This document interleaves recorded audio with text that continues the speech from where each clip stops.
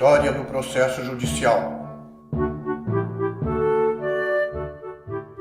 O texto, por mim, José Tessiner, hoje escrito e apresentado, baseia-se na obra Law and Revolution, de Harold Berman. Tema de hoje: as fontes teológicas da tradição jurídica ocidental.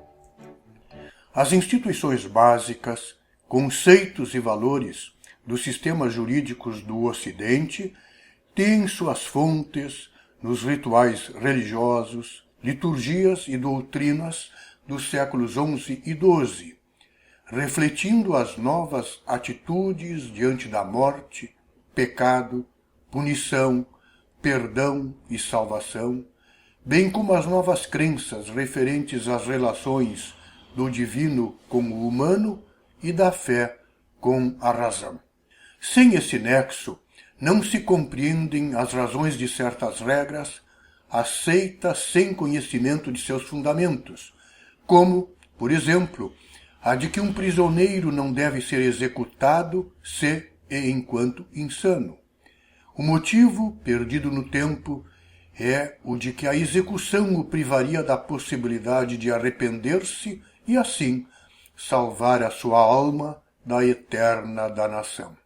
Foi nessa época que a ideia de um juízo final de toda a humanidade acrescentou-se a de um juízo imediato, logo após a morte de cada um.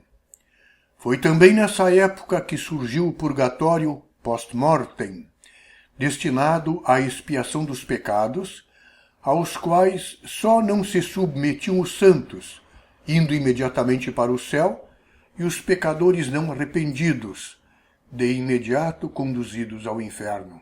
Foi também nessa época que se instituiu o dia 2 de novembro como dia de finados, destinado a celebrar a comunhão de todas as almas que viveram ou viverão, visualizados como trementes perante o juiz no último dia da história da humanidade. A liturgia do Dia de Todas as Almas e a doutrina do purgatório estabelecem uma importante ligação entre a teologia e a jurisprudência da cristandade ocidental. Foi nessa época que o Concílio de Latrão, lançando mão das categorias aristotélicas de substância e acidente, afirmou que, no sacramento da Eucaristia, o pão é miraculosamente transformado no corpo de Cristo e o número de sacramentos, até então ilimitado, foi fixado no número de 7. A doutrina da encarnação de Cristo, Deus feito homem, passou a constituir a realidade central do universo. Teve largo curso, então, a ideia de expiação, propiciada por Cristo para redimir a humanidade do pecado original, mas exigida também para os pecados individuais, donde a ideia de um purgatório post-mortem e também a de um direito penal a infligir castigos para a expiação dos crimes. Diria mais tarde Santo Tomás de Aquino que o crime, representando uma ofensa ao próprio direito e não apenas às vítimas, exige não só reparação, mas também a imposição de um preço pela violação do direito. No fim do século XI, início do século XII, passou-se pela primeira vez a distinguir pecado e crime. O pecado passou a ser julgado pelo sacerdote, por autoridade de sua ordenação, especialmente como parte do sacramento da confissão. O pecado, que também constituísse crime, era julgado pelas cortes eclesiásticas. Os clérigos sujeitavam-se às cortes eclesiásticas, qualquer que fosse o crime.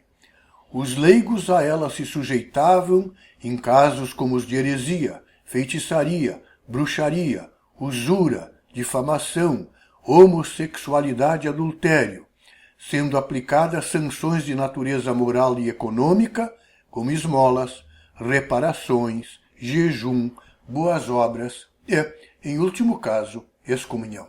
As autoridades civis não mais podiam punir o pecado, mas apenas impor sanções por violação das leis civis.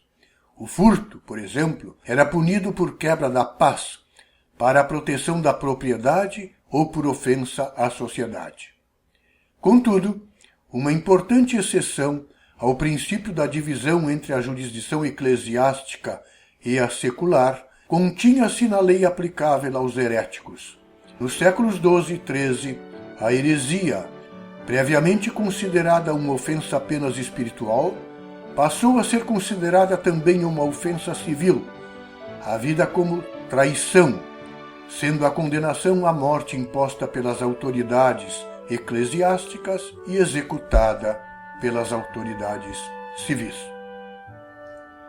Apresentamos assim o texto de hoje, as fontes teológicas da tradição jurídica ocidental.